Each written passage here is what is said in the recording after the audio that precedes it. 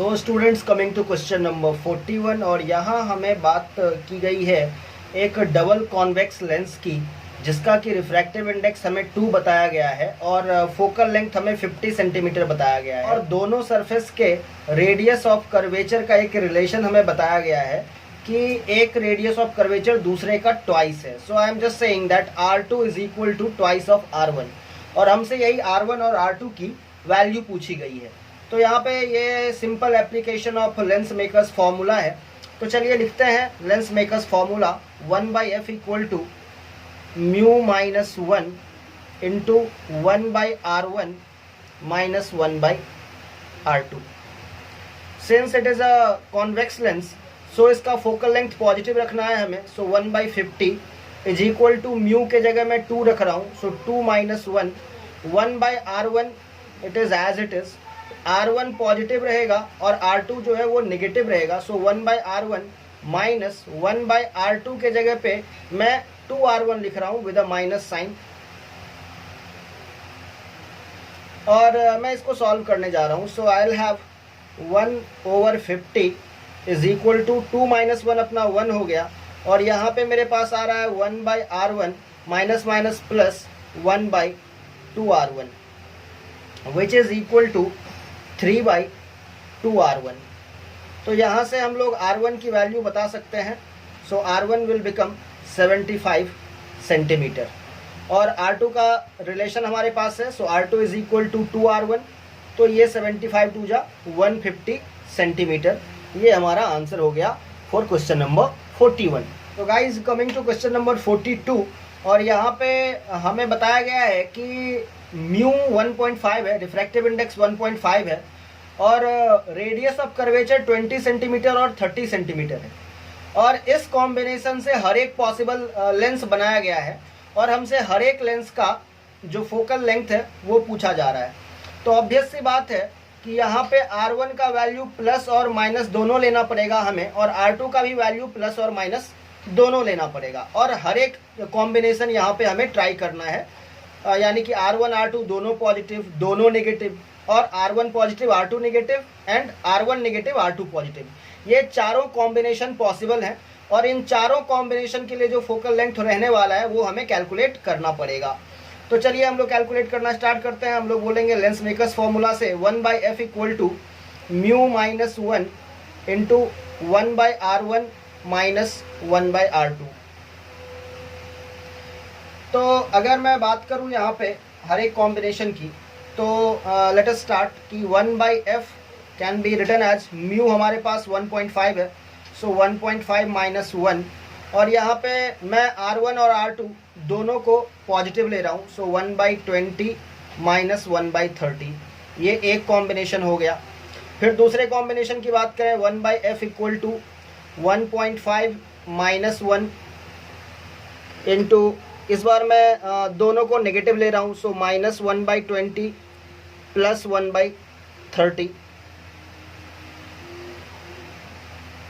1/f जो third combination है that can become 1.5 minus 1 और इस बार मैं 1/20 को तो पॉजिटिव ले रहा हूँ और 1/30 को नेगेटिव ले रहा हूँ। सो माइनस माइनस प्लस, सो 1/20 प्लस 1/30।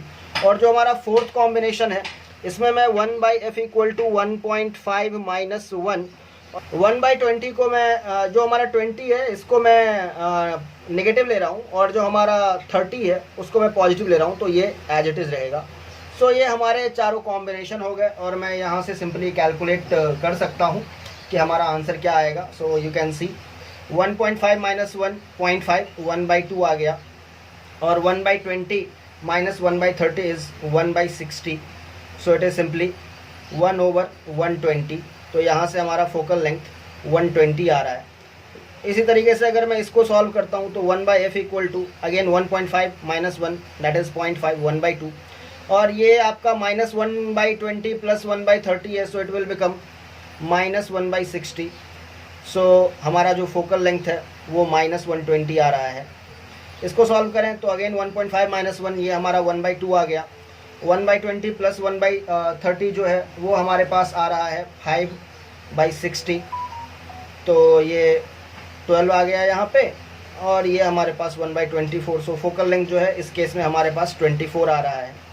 यहाँ पे हमारे पास 1/f जो है फाइनली 1.5 - 1 अगेन 1/2, और ये अगेन हमारे पास -1/12 आ जाएगा। सो इसको हम लोग -1/24 यानी कि हमारा जो फोकल लेंथ है उसको हम लोग -24 कह सकते हैं। तो हमारा जो 4 पॉसिबल वैल्यूज़ है वो क्या क्या हो जाएगा, प्लस और माइनस 120, साथ ही साथ प्लस और -24। तो ये 4 लेंसेज पॉसिबल हैं इस कॉम्बिनेशन से, और ये चारों का फोकल लेंथ हो गया। So guys coming to question number 43, यहाँ पे हमें mn एक ऑप्टिकल एक्सिस बताया गया है और पोजीशन दिया हुआ है हमारे पास एक ऑब्जेक्ट AB और उसके इमेज A' B' का, और हमें डायग्रामेटिकली ये बताने के लिए बोला गया है कि हमारे लेंस का पोजीशन क्या होगा, लेंस का टाइप क्या होगा और इमेज का टाइप क्या है। तो अगर हम लोग डायग्राम को थोड़ा ध्यान से देखते हैं तो हमें ये दिखाई देता है कि हमारा जो ऑब्जेक्ट हाइट है और जो इमेज हाइट है वो इक्वल है, और ऐसा कन्वर्जिंग लेंस के केस में होता है, और तब होता है जब हमारा ऑब्जेक्ट जो है वो एग्जैक्टली 2f पे होता है। तो लेटस से हमने यहाँ पे एक कन्वर्जिंग लेंस या कॉन्वेक्स लेंस प्लेस कर दिया है। तो लेटस से ये हमारा फोकस है, ये भी हमारा फोकस है, और ये हमारा 2f है, और ये भी हमारा 2f है। लाइट रे यहाँ से आएगा, फोकस से होकर के पास किया,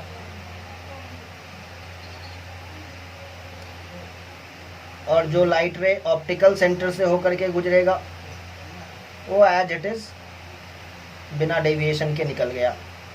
इन दोनों का मीटिंग पॉइंट ये रहा, और इस तरीके से जो रे डायग्राम है वो ड्रॉ किया जाएगा इस ऑब्जेक्ट और इस इमेज के लिए, सो दैट ऑब्जेक्ट का हाइट और इमेज का हाइट इक्वल रहेगा।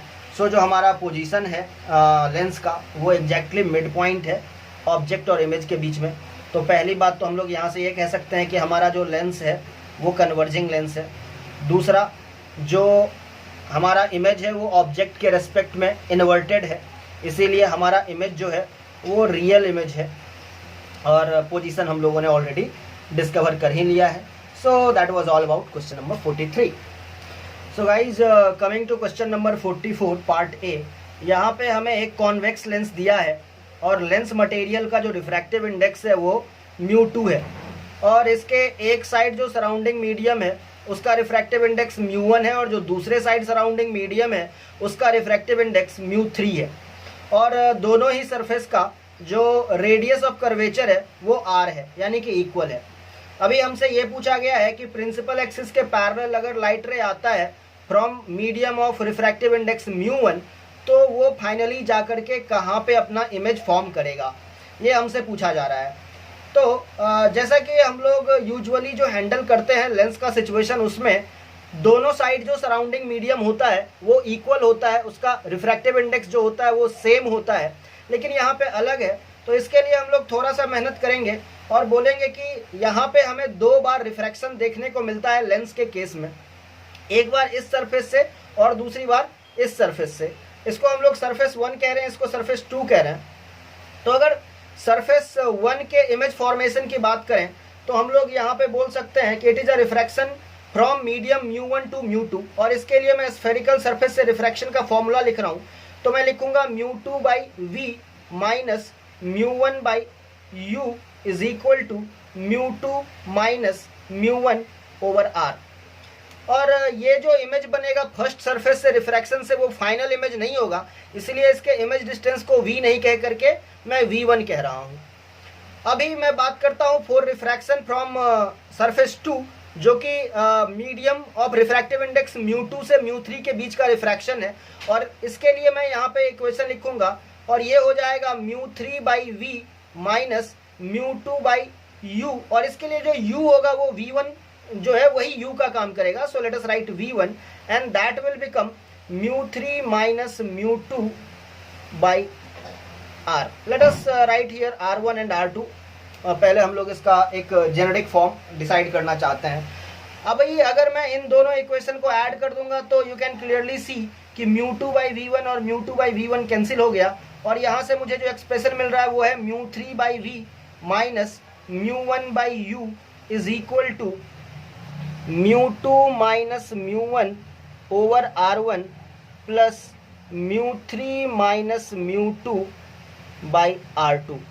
तो ये हमारा जनरल फॉर्मूला हो गया इस केस के लिए, जहाँ पे कि 3 रिफ्रैक्टिव इंडेक्स एनकाउंटर करने हैं हमें।